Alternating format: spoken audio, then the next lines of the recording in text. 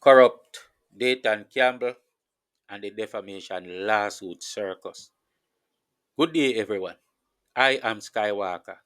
I have the best grade of Jamaican coffee, so don't pass it up. Today, we will delve into the legal intricacies surrounding the recent situation involving Dayton Campbell, a key figure in the People's National Party. Our focus will be on understanding the legal aspects of misappropriation of funds, defamation, and the implications of using scare tactics to address public concerns. The PNP that does not know if sugar is sweet think they know how to make good seem evil and evil seem good. All their doings are failing hilariously. If you follow them, next thing you know, they will threaten to sue you for not voting PNP. These are a horrible bunch. I hope all undecided voters are watching. Dayton Campbell and the Chain Gang Party are not going to be winning more voters at this time. So the undecided ones only have two choices: not to vote or voting JLP. This is why the PNP stopped caring about trying to convince anyone. They only keep feeding their gullible dummies. They have reached their maximum degree of traction, and only complacency by the JLP can change that. Their best bet is to completely destroy Andrew Holness' reputation, but because of their past sins catching up on them, their means of doing so is not believable anymore. Every time they try, Andrew will gain more grounds because people will say, oh, they are just telling lies to bring down Andrew again.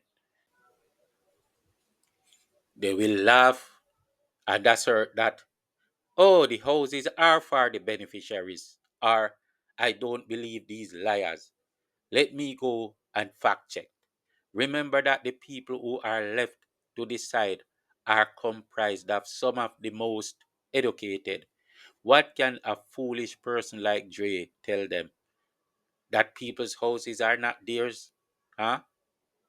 The PNP continues to try stopping the hemorrhaging in their party by shooting each other, especially Mark Golding in the foot. And it's not like he was born with 100 feet. He has so much demands on him already, including to explain how he was born in two countries and why does he have chain over black man's head. He is in pain. His own party puts the burden on him, although he deserves it when he lies so bad. Look at the man's facial expression of desperation and confusion. Even his picture looks like confounded speech. Brrr, brrr, brrr. That's what the picture looks like. He is hardly able to say time come anymore. You notice that? He's hardly able to say time come anymore, or not as enthusiastically like he believes it as usual. Or maybe he lies so much that he doesn't try to believe himself anymore. I don't know. His party members done exhausted him. And Bunting knows he shouldn't want to be seen by anyone, for nobody likes to see him. Nobody at all. These people have not an ounce of charisma, and the people they turn away are the ones like Lisa Hanna and Craig Oates. Think about that for a second. They have Dayton Campbell offending the world and believing that it will bring them election success. I have never seen a party like this rise united, PNP. They are good for comedy though. They have become Jamaica's comic relief. Dayton Campbell will tell you that he is a part of a political ring that misappropriates public funds. Eh? In fact, he was a big person in the PNP campaign to where the loot was going. He knew that these funds were given by corrupted loot, but he accepted it, not without knowledge that it was wrongfully taken. Then, by the by the time you say you resent his corruption, he threatens you with a lawsuit claiming defamation of character.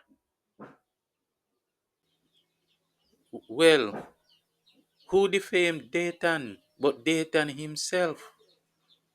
Hmm?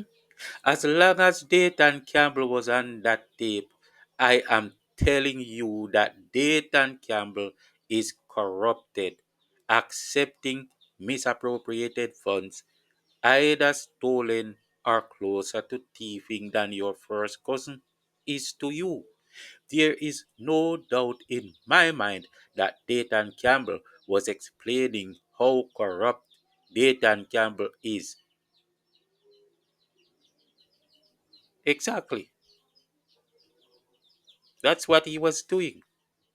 He was explaining how corrupt he was to Roe because he did not know that the public would hear him.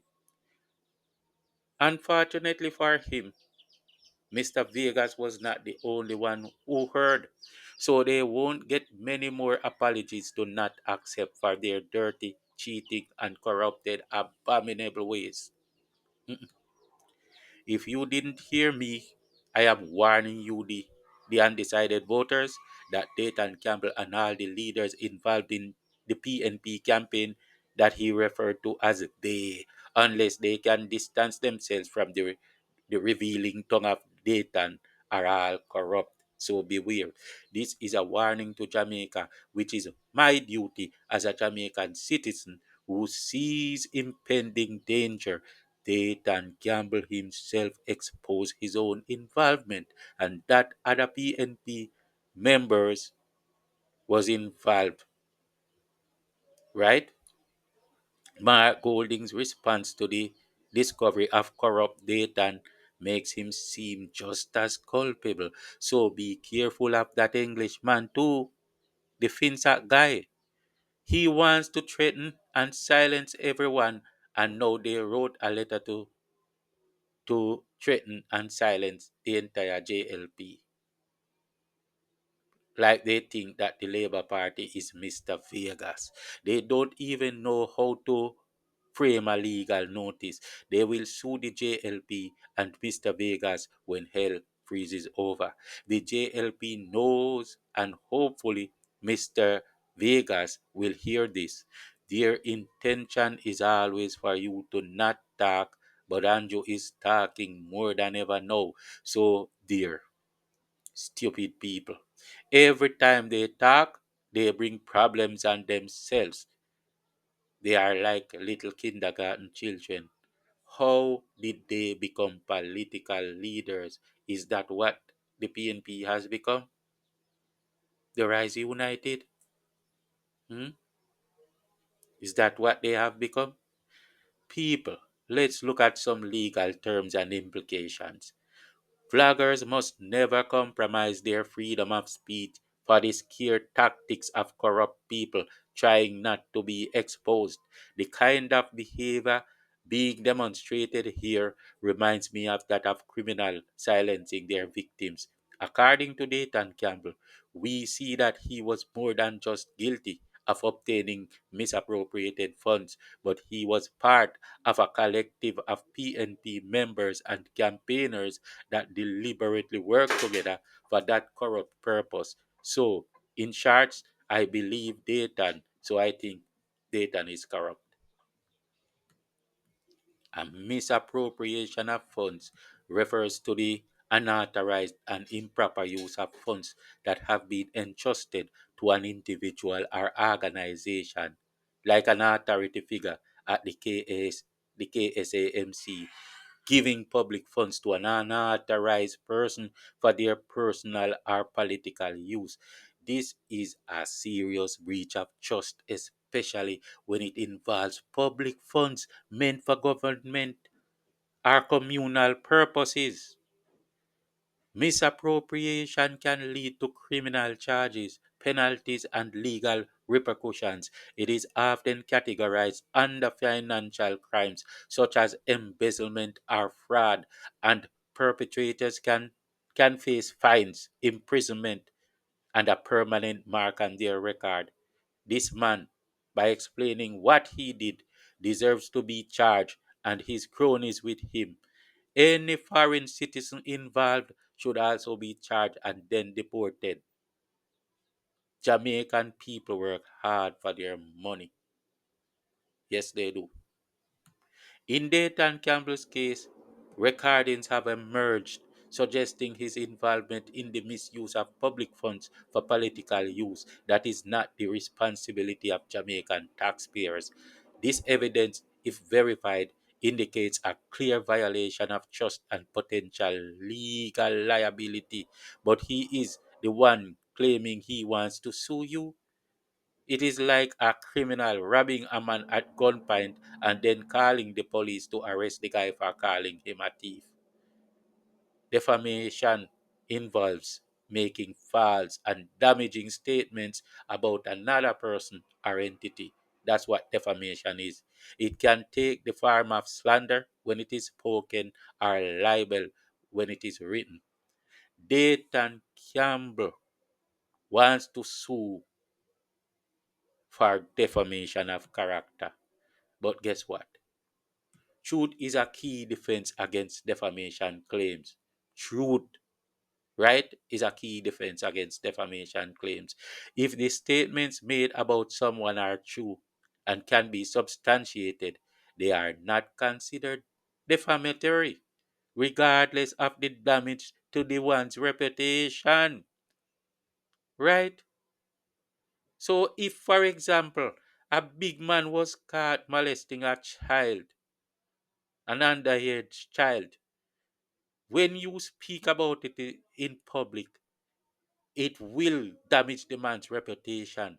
But as bad as it will be damaged, as bad as it will be damaged, there can be no defamation lawsuit because he's just speaking what is true. He will go and say, I see this man, so and so, right?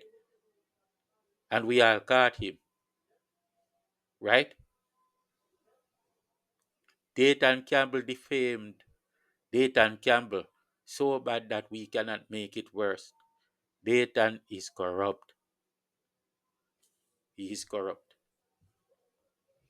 Given the existence of a recording that supports claims of Campbell's involvement in financial misconduct, it would be challenging for him to argue defamation successfully. The truthfulness of the statements would likely undermine his lawsuit. However, his scare tactics might stop someone who gets intimidated from speaking. Scare tactics involve using threats or intimidation to silence critics or divert attention from problematic issues. In politics, this can take the form of legal threats or aggressive public statements. Be wise not to fall for it, people. Don't fall for it. Such tactics can backfire, leading to increased scrutiny and further eroding public trust. Dayton Campbell or Angela Brownberg or whoever in this Rise United outfit who spews all sorts of statements about defamation suits will see it explode like the SHIT that hits the fan, at least until they prove their credibility by suing the entire JLP.